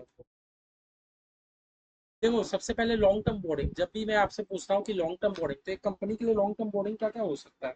एक कंपनी के लिए लॉन्ग टर्म बोर्डिंग क्या क्या हो सकता है कि कंपनी, पता है कंपनी क्या होता है ना, एक्चुअली डिवेंचर इशू करता है। जब हम लोग डिवेंचर वाले चैप्टर में आएंगे बहुत अच्छे से समझेंगे। आप लोग को नहीं पता हो तो मैं बता देता हूँ। डिवेंचर इशू करता है कंपनी, क्या करता है ना, एक पेपर है डिवेंचर, कंपनी डिवेंचर इशू करता है। और इशू करता है पता है 10 साल के लिए, कि आप लोग ये पेपर के बदले आप लोग आज मुझे रुपया दीजिए, और 10 साल बाद आप लोग को मैं इतना रुपया इतना इंटरेस्ट के साथ रिटर्न करूंगा, है ना। तो एक तरीका हो गया लोन लेने का, एक तरीका हो गया लोन लेने का। आज सब लोग लोन खाली बैंक से आके नहीं लेते हैं, कंपनी तो डिवेंचर इशू करके कंपनी रुपया उठा सकती है, कंपनी बॉन्ड इशू करके कंपनी रुपया ले सकती है। तो ये जो डिवेंचर है, बॉन्ड है, ये सब 5 साल 10 साल 20 साल तक के लिए चलता है ना। तो इतना लंबा लंबा टाइम के लिए ये आपका शॉर्ट टर्म बोर्डिंग तो है नहीं, ये आपका लॉन्ग टर्म बोर्डिंग है। हम समझ आ रहे हैं लॉन्ग टर्म बोर्डिंग कि भैया आपने लोन लिया, आपने लोन लिया तो आपको इस तरह दिखाना होगा कि आपने बैंक से कितना रुपया लोन लिया, अदर से कितना रुपया लोन लिया, आपको ऐसे डिस्क्लोजर करना होगा। अच्छा पब्लिक डिपॉजिट, होल्डिंग सब्सिडरी या एसोसिएट से कुछ लोन लिया हो, या लॉन्ग टर्म लीज, कुछ भी होता है सब में लॉन्ग टर्म का बात आएगा, सब में लॉन्ग टर्म बोरिंग। अगर आप 1 साल से कम के लिए बोरो करके रखे हो तो उसको शॉर्ट टर्म बोरिंग है। अगर आप 1 साल से ज्यादा के लिए बोरो करके रखे हो तो वो आपका लॉन्ग टर्म बोरिंग के अंदर अपने को डालना होगा। कुछ बातें आप नोट कर लो। ये हर एक चीज का इंटरेस्ट रेट होता है ना, इंटरेस्ट रेट, रीपेमेंट शेड्यूल, तो आप रीपेमेंट करोगे।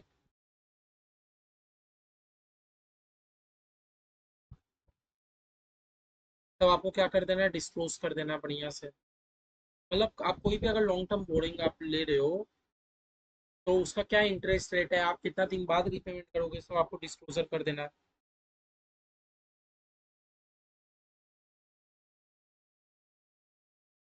आपको डिस्क्लोजर कर देना है in case of any default. अगर आप कभी डिफॉल्ट करते हो तो आपको वो भी लिखना है कि हाँ मैंने एक बार डिफॉल्ट किया था। डिफॉल्ट मतलब आपको, आप किसी से रुपया लेके रखे हो ना तो आपको टाइम टू टाइम रीपेमेंट करना है। अगर आपने रीपेमेंट नहीं किया, कोई भी डिफॉल्ट कर दिया, देन आपको उसका लिखना होगा।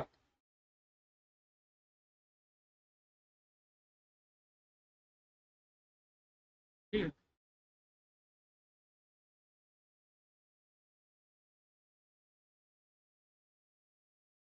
देखो जो डेफर टैक्स लाइबिलिटी है, ये हम लोग अकाउंटिंग स्टैंडर्ड में एएस अकाउंटिंग स्टैंडर्ड में हम लोग डेफर टैक्स लाइबिलिटी सीखते हैं, यहाँ हम लोग का कोई रूल। छठा नंबर में आते हैं other long term liability.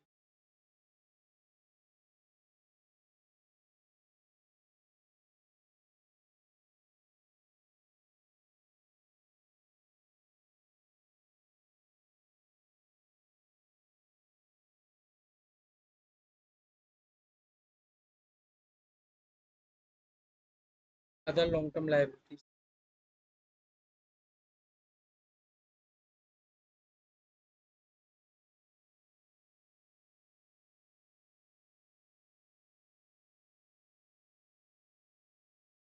Other long term liabilities में आपका क्या आएगा? नॉन करेंट लाइबिलिटी,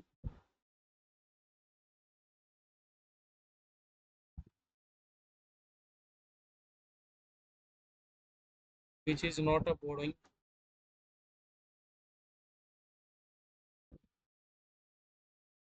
और प्रोविजन। तो ये लाइन लिखना बताऊंगा।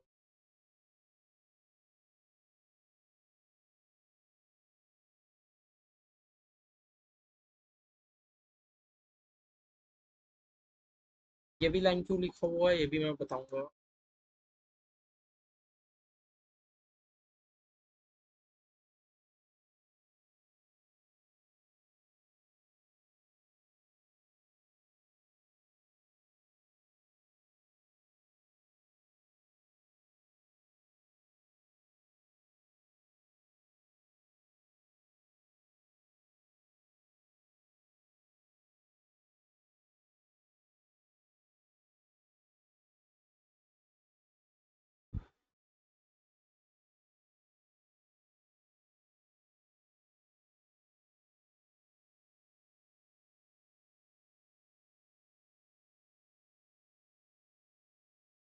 एक ट्रेड पेबल हो गया, एक अदर्स हो गया।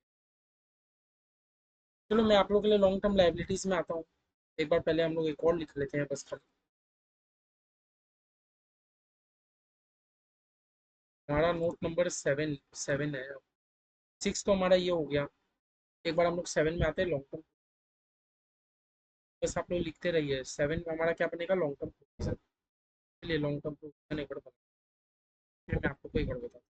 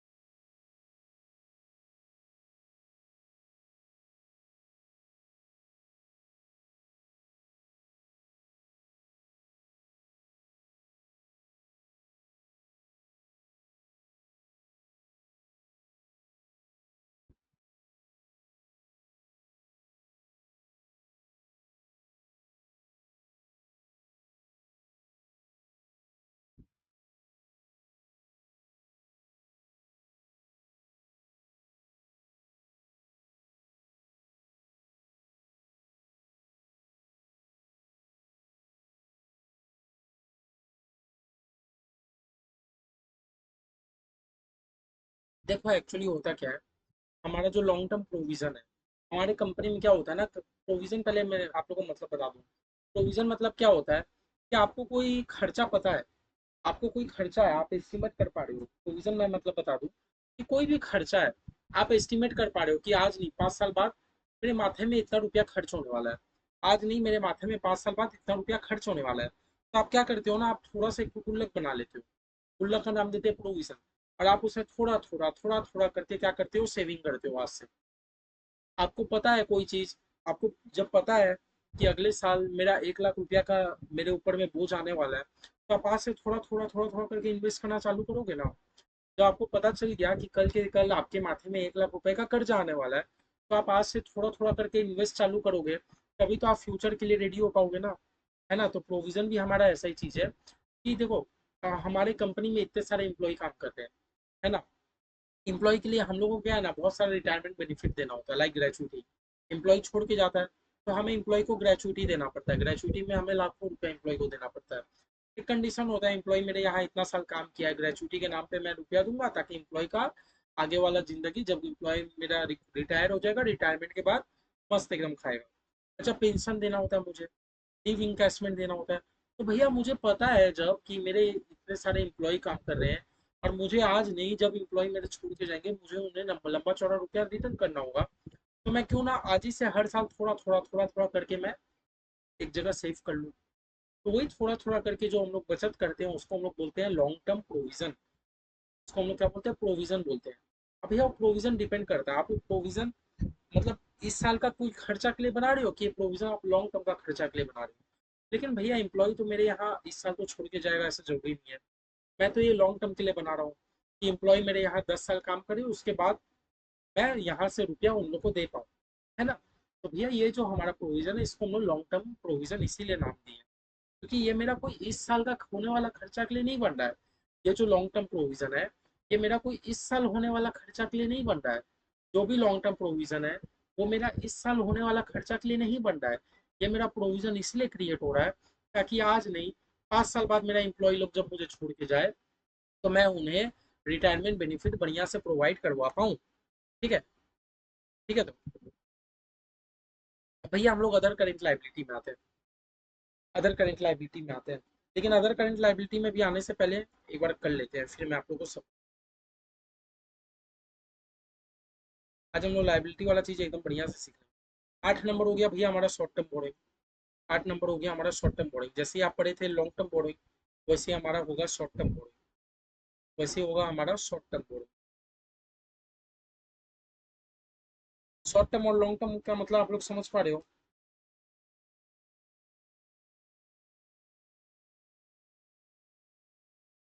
शॉर्ट टर्म बोरिंग मतलब ऐसा कोई कर्जा जिसका रीपेमेंट आपको अभी करना हो। शॉर्ट टर्म बोरिंग मतलब आपके माथे में ऐसा कर्जा जिसका रीपेमेंट आपको 1 साल के भीतर करना है। और लॉन्ग टर्म बोरिंग मतलब ऐसा कर्जा जिसका रीपेमेंट आपको अभी करेंट 1 साल में तो नहीं करना, देरी है, कब करना है वो अभी देरी है, लेकिन अभी तो 1 साल के भीतर नहीं करना।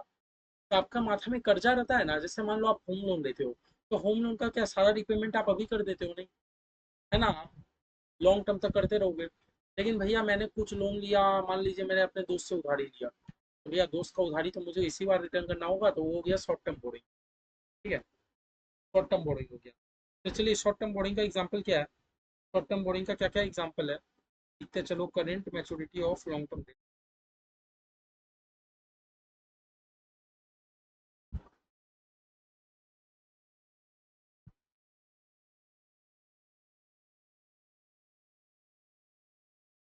देखो आपका current maturity of long term debt, आपने लॉन्ग टर्म के लिए कोई बोर्डिंग करके रखा।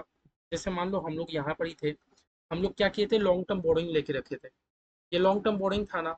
आपने मान लो आपने बैंक से लोन लेके रखा, तो भैया क्या ये बैंक से जो आप लोन लेके रखे लॉन्ग टर्म के लिए, क्या अभी आने वाले 12 महीना में उसका कुछ भी मैच्योरिटी नहीं है। मेरा कहने का मतलब है, आपने मान लो बैंक से लोन ले लिया, आपने बैंक से लोन ले लिया, भैया बैंक से लोन मैंने लिया 10 साल के लिए। भैया क्या बोला मैंने, बैंक से लोन आपने लिया है 10 साल के लिए। तो भैया आपने वो बैंक से लोन लिया 10 साल के लिए ना, तो अब हम लोग उसको लॉन्ग टर्म बोरिंग में दिखाए कि शॉर्ट टर्म बोरिंग में दिखाए। नहीं भैया मैंने तो लोन लिया है 10 साल के लिए, तो हम लोग इसको दिखाएंगे लॉन्ग टर्म बोरिंग के लिए, एकदम क्लियर है। लेकिन बताओ, ये 10 साल का मतलब ये नहीं ना कि आने वाला 12 महीना में बैंक आपसे कुछ रुपया नहीं लेगा। तो आने वाला 12 महीना में आप, बैंक आपसे जितना रुपया पाता है उसको आप दिखा दो शॉर्ट टर्म बोरिंग में। इसीलिए मैंने लिखा current maturity of long term debt. तो लॉन्ग टर्म डेट का आपका अभी करेंट में क्या मैच्योरिटी होने वाला है, वो जो लॉन्ग टर्म बोरिंग था, लॉन्ग टर्म बोरिंग में से अभी करेंट में अपकमिंग 12 महीना में आपका कितना रुपया मैच्योर होने वाला है, उसको हम लोग लिखते हैं शॉर्ट टर्म बोरिंग में। मेरा कहने का मतलब समझ रहे हो। आपने बैंक से लिया 10 लाख रुपया, और बैंक आपको बोलता है कि आप 10 साल के लिए, आपने बैंक से लोन लिया 10 लाख रुपया, 10 साल के लिए आपने बैंक से लोन लिया 10 लाख रुपया, 10 साल के लिए। तो और आप बैंक को हर साल 1-1 लाख रुपया रीपेमेंट करते हो। तो भैया 10 लाख का जो आपने लोन लिया, आप उसको कहाँ दिखाओगे, लॉन्ग टर्म बोरिंग में। मैं बोलता हूँ नहीं, 10 लाख में से 1 लाख तो आपको इसी साल पे करना है। तो 10 लाख का जो आपने लोन लिया, 10 लाख में से तो 1 लाख रुपया आपको इसी साल पे करना है। वो 1 लाख रुपया का तो करंट मैच्योरिटी है। तो जो अभी करंट में मैच्योरिटी है उसको दिखा दो शॉर्ट टर्म बोरिंग, और जो बचा कुछ ही 9 लाख है, 9 लाख को आप दिखा दो लॉन्ग टर्म। मेरा कहने का मतलब समझे, इसलिए मैंने लिखा current maturity of long term debt. तो लॉन्ग टर्म जो डेट है उसका अभी करंट में कितना रुपया मैच्योर होने वाला है, उसको हम लोग शॉर्ट टर्म बोर्डिंग में प्रूव करेंगे, ठीक है। साथ ही साथ loan repayable to demand,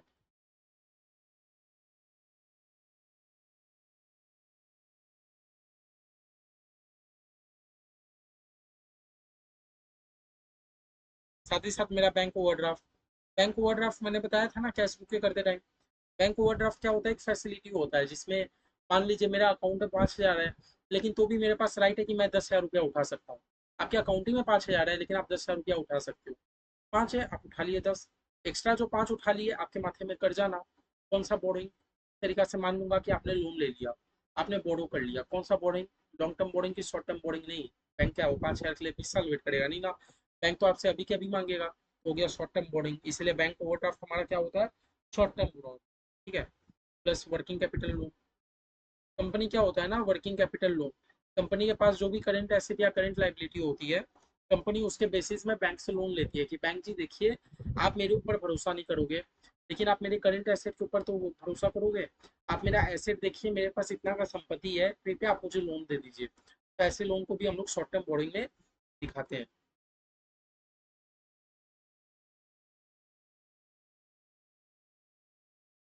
note में क्या है कि disclosure requirement will be same as long term borrowing. जैसा लॉन्ग टर्म बोर्डिंग में हम लोग डिस्क्लोजर रिक्वायरमेंट दिखा रहे थे, वैसे शॉर्ट टर्म बोर्डिंग में सेम डिस्क्लोजर रिक्वायरमेंट रहेगी।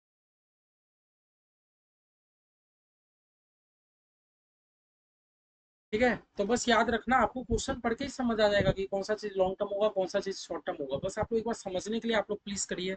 बाद बाकी मैं बोला हूँ ना, जरा सा भी पैनिक मत लीजिए, अभी क्वेश्चन हम लोग तो सॉल्व करेंगे। आप लोग को हर एक चीज ठीक समझ आ जाएगा, कौन सा चीज शॉर्ट टर्म होगा, कौन सा चीज लॉन्ग टर्म होगा।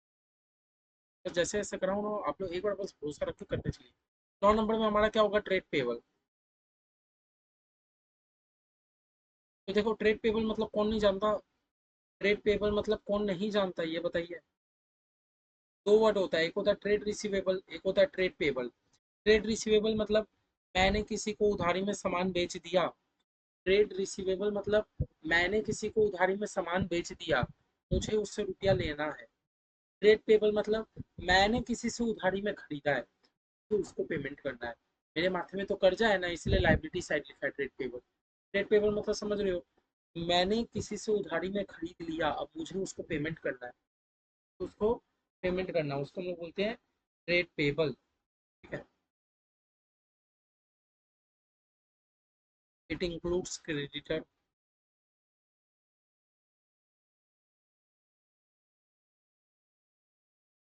हमारा, मैंने क्रेडिटर, इसमें क्रेडिटर आता है for goods and bills payable.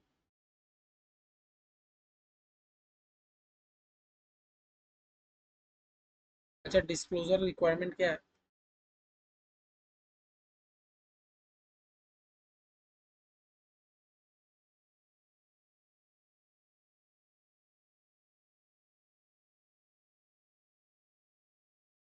Disclosure for amount payment payable to micro, small and medium enterprise,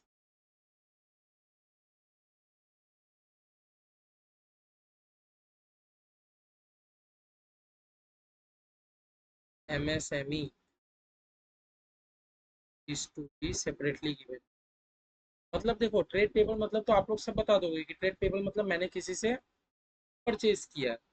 हाँ, बट आप याद रखना कि अगर आप कोई एमएसएमई वाले पार्टी से परचेज कर रहे हो, मतलब आप अगर कोई ऐसे पार्टी से परचेज कर रहे हो जो एमएसएमई एक्ट में रजिस्टर्ड है, माइक्रो स्मॉल मीडियम एंटरप्राइज में है, आप कोई ऐसे पार्टी से परचेज कर रहे हो जो एक एमएसएमई है, तो आपको उसका डिस्क्लोजर अलग देना होगा, बाद बाकी वो पार्टियों का डिस्क्लोजर अलग देना होगा।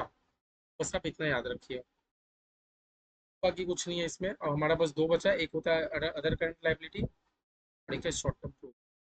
Other current liability 10 number, short term provision 11 number. 10 और 11 कर देता हूँ। अदर करेंट लाइबिलिटी,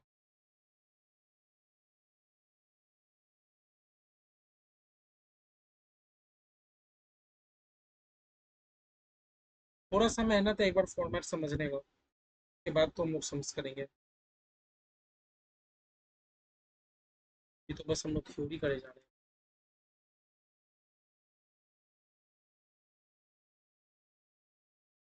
देखो अदर करेंट लाइबिलिटीज में क्या क्या आ सकता है। करेंट लाइबिलिटी मतलब अभी करेंट का कौन कौन सा आपका माथे में कर्जा आ सकता है। अभी आपके बिजनेस में करेंट में कौन कौन सा कर्जा है, तो ये आउटस्टैंडिंग एक्सपेंस, बहुत सारा खर्चा ऐसा है ना जो आउटस्टैंडिंग, आउटस्टैंडिंग मतलब मैंने पेमेंट किया ही नहीं। मेरा रेंट, मेरा इलेक्ट्रिसिटी बिल आया हुआ है लेकिन मैंने अभी तक पेमेंट नहीं किया, तो आपके माथे में कर्जा है ना, लेकिन वो लॉन्ग टर्म का कर्जा थोड़ी है, शॉर्ट टर्म का कर्जा है। आपके ऑफिस में हर महीना इलेक्ट्रिक बिल आ रहा है, ऐसे ही पड़ा है, आप पेमेंट नहीं करते, तो भैया ये तो मेरे कर्जा है, इतना तो मुझे पता है कि मुझे पेमेंट करना है। अब भैया ये मेरा लॉन्ग टर्म का कर्जा है कि शॉर्ट टर्म का। इलेक्ट्रिक बिल वाला वेट थोड़ी करेगा, उसको तो अभी के अभी रुपया चाहिए, वरना वो आपका बिजली काट देगा, है ना। तो इसलिए आउटस्टैंडिंग एक्सपेंस कोई खर्चा जिसको अभी तक आपने पेमेंट ही नहीं किया, आउटस्टैंडिंग है, खर्चा करना बाकी है ना, रुपया पेमेंट करना बाकी है, तो वो होता है हमारा करेंट लायबिलिटी में जाएगा। ठीक है। वैसे ही अनपेड डिविडेंड, आपने डिविडेंड डिक्लेयर कर दिया लेकिन अभी तक आपने डिविडेंड पे नहीं किया शेयर होल्डर लोग को, करेंट लायबिलिटी में जाएगा। ठीक है।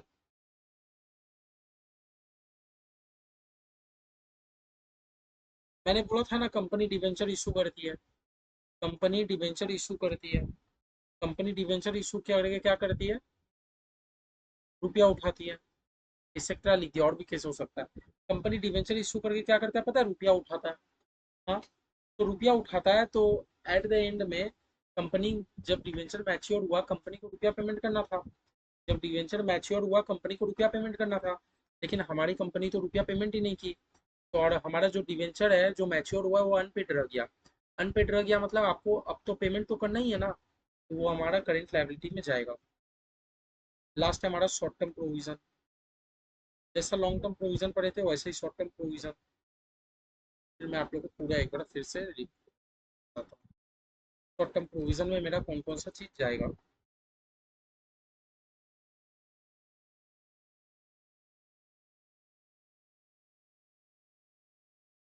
जैसे provision for short term employ benefit,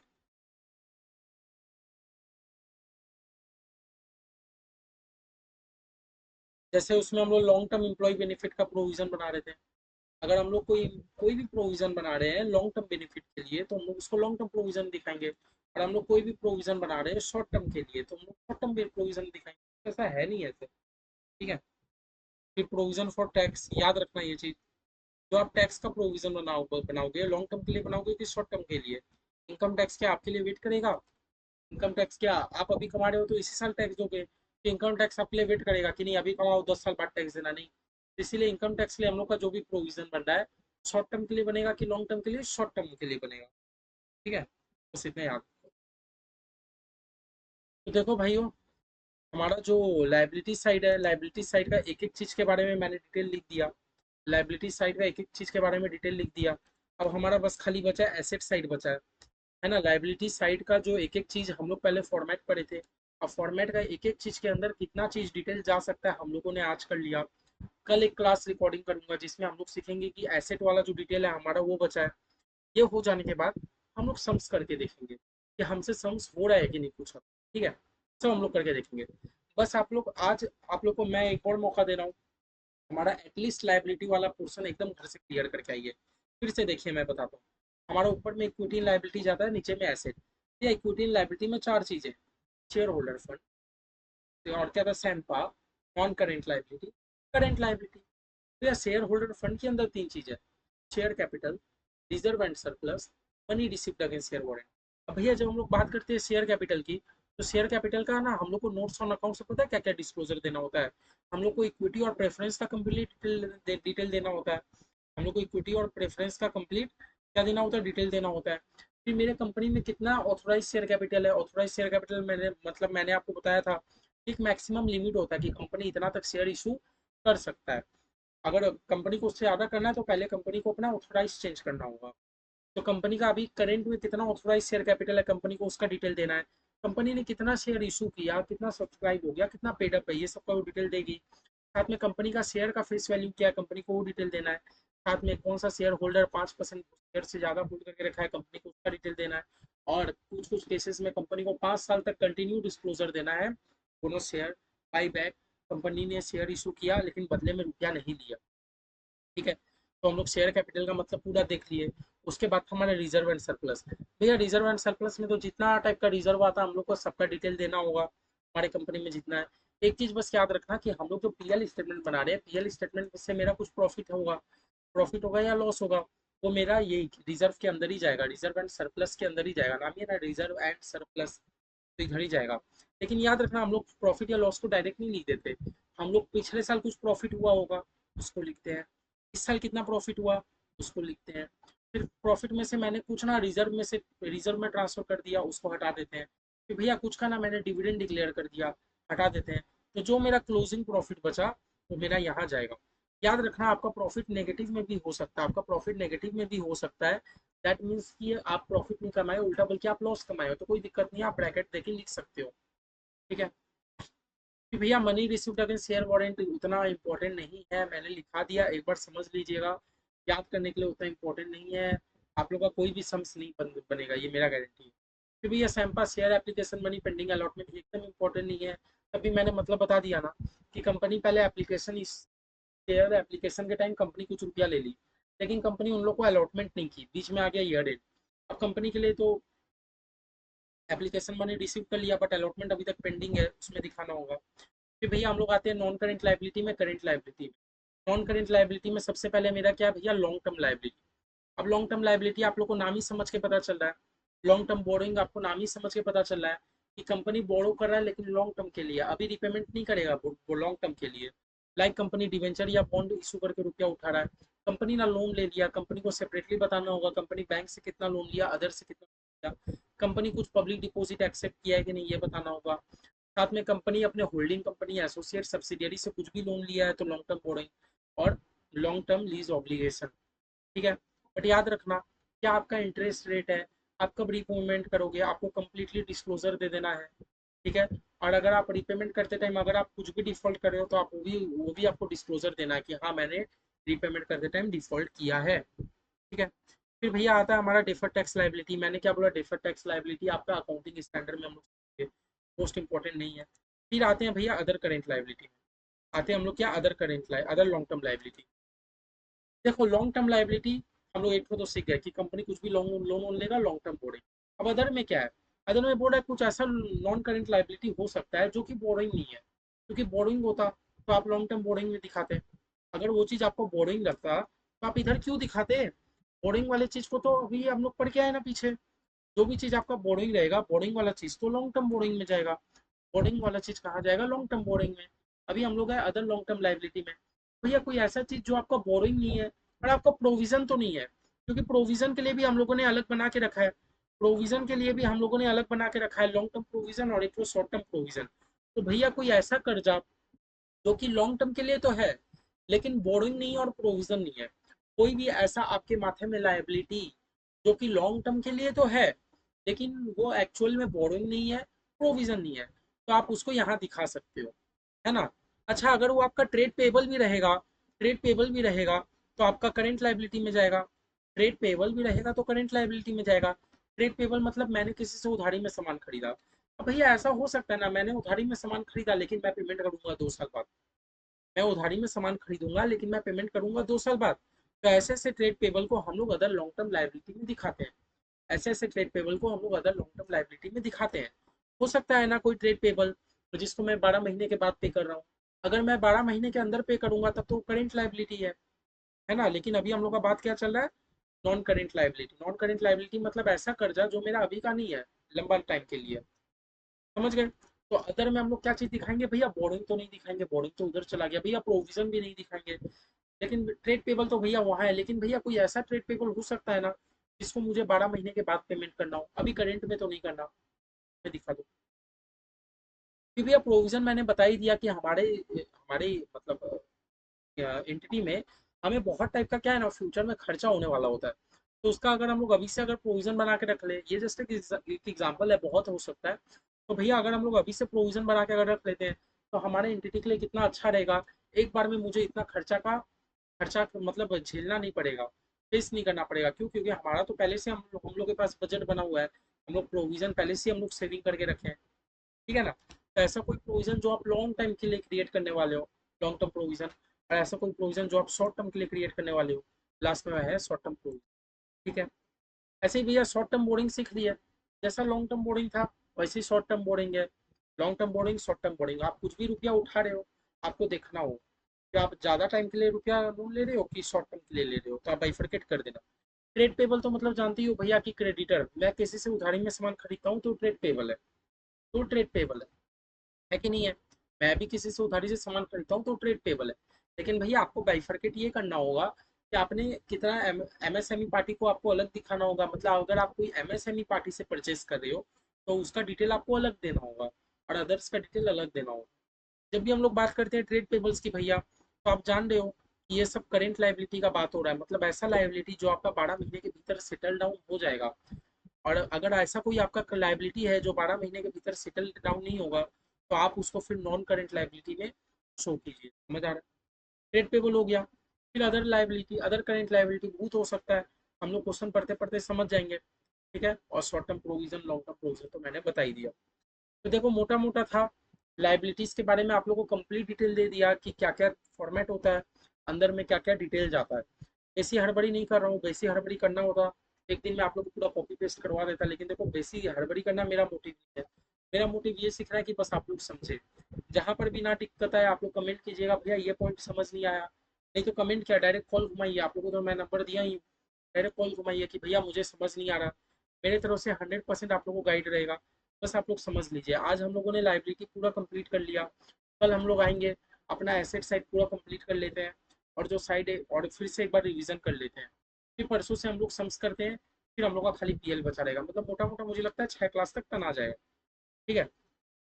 तो बस आप लोग से यही मैं उम्मीद करता हूँ कि आज आप लोग का एक क्लास हुआ है। देखो सिर्फ इतना सा लिखाने में मैं पूरा 1.5 घंटा अगर ले रहा हूँ, तो जरूर कुछ ना कुछ यहाँ पर एफर्ट लग रहा है।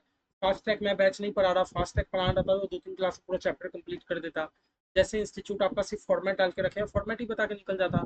लेकिन मेरा ये मानना है कि मैं आप लोगों को पढ़ा रहा हूँ तो मैं आप लोगों को प्लीज सम्स जरूर करा के जाऊँ।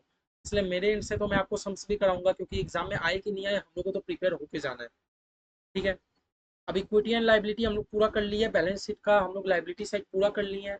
आप लोग घर में प्लीज बढ़िया से पढ़िए, बढ़िया से पढ़ने के बाद लाइबिलिटी के बाद आप लोग आइएगा। कल एक और लेक्चर है एसेट का, वो बस रट्टाबाजी मारने का है, फिर हम लोग का सब समझ, ठीक है। कुछ कर नहीं सकते, फॉर्मेट है एक तो फिक्स फॉर्मेट है, रट्टा तो मारना होगा। चलिए बाय बाय, तब नेक्स्ट क्लास में हम लोग मिलते हैं, ठीक है। एसेट साइड आप लोग लाइबिलिटी साइड याद करके आइएगा।